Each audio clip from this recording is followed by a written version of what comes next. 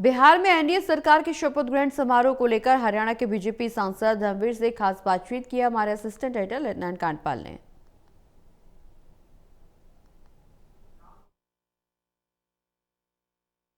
बिहार की जनता द्वारा मिले बम्पर मेजॉरिटी के बाद भारतीय जनता पार्टी और जेडीयू यानी कि एनडीए गठबंधन की सरकार का शपथ ग्रहण समारोह हो गया है। नीतीश कुमार ने आज मुख्यमंत्री पद की शपथ ली। इस मौके पर जो है प्रधानमंत्री नरेंद्र मोदी सहित कई अन्य नेता मौजूद रहे। इस पूरे शपथ ग्रहण पर बातचीत करने के लिए मेरे साथ मौजूद हैं हरियाणा से भारतीय जनता पार्टी के सांसद व सीनियर नेता धर्मवीर जी। धर्मवीर जी, ये जो पूरा शपथ ग्रहण समारोह हुआ, प्रधानमंत्री की मौजूदगी रही, सारे मुख्यमंत्री की मौजूदगी रही, क्या लगता है, क्या कहना चाहेंगे इस मैंडेट को लेकर, क्या कहना चाहेंगे?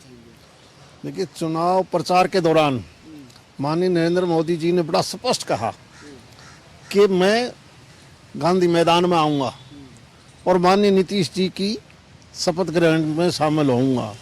और लोगों का इतना विश्वास उस बात को लेके कि देश आगे बढ़ रहा है, बिहार भी अब बड़ा तेजी से आगे बढ़ेगा।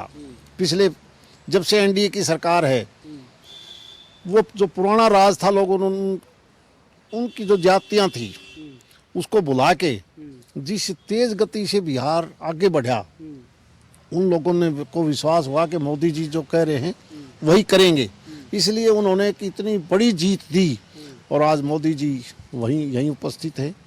नीतीश जी ने जो औथली है, देखना इस 5 साल के बाद इस बिहार की तस्वीर और ज़्यादा बदल जाएगी। इससे पहले हमने देखा था कि आप लोगों को एक सीमित मेजॉरिटी मिली थी और इतनी बड़ी ग्रैंड विक्ट्री नहीं मिली थी।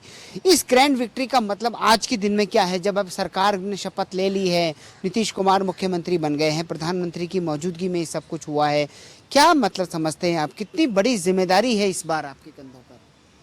हकीकत यह है कि आपने ध्यान दिया होगा 2024 के लोकसभा में विपक्ष ने बहुत झूठा प्रचार किया, संविधान का नाम लेके, कुछ और बातें लेके, और उसमें कुछ लोग भ्रमित हुए देश के। लेकिन बाद में जब लोगों को समझ में आया कि हमारे से गलती हुई है, आप याद करिए उसके ठीक बाद हरियाणा प्रदेश का चुनाव आया विधानसभा का, और उस वक्त ये लगने लग गया था कि बीजेपी के लिए बड़ी मुश्किल होगी। हरियाणा में तो बल्कि लोग कहने लगे कांग्रेस आएगी। लेकिन मोदी जी के उस 24 के लोकसभा चुनाव का रोष था लोगों में कि हमारे से गलती हुई है, इसलिए हरियाणा ने एक रास्ता खोला माननीय मोदी जी के कहने से।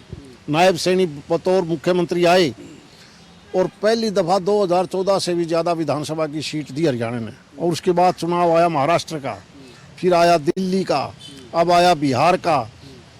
2047 तक इस देश को विकसित देश बनाना है। आप ये मानिए, क्षेत्रीय दल हो या क्षेत्रीय टाइप कांग्रेस हो, इनका कोई अस्तित्व इस देश में अब नहीं बचने वाला। विपक्ष के वोट चोरों के आरोप, इसके बाद परिवार की कलह, इन सब चीज़ों को कैसे देख रहे हैं? क्या वोट चोरी के आरोप नहीं चलता? झूठ कभी नहीं चलती, झूठ एक बार चलती है। उन्होंने संविधान का नाम 2024 के लोकसभा में लेके झूठ चला ली। अब लोग समझ गए तो बहुत झूठे हैं, उनकी किसी बात को नहीं सुनना चाहते। मुझे बात करने के लिए बहुत बहुत शुक्रिया।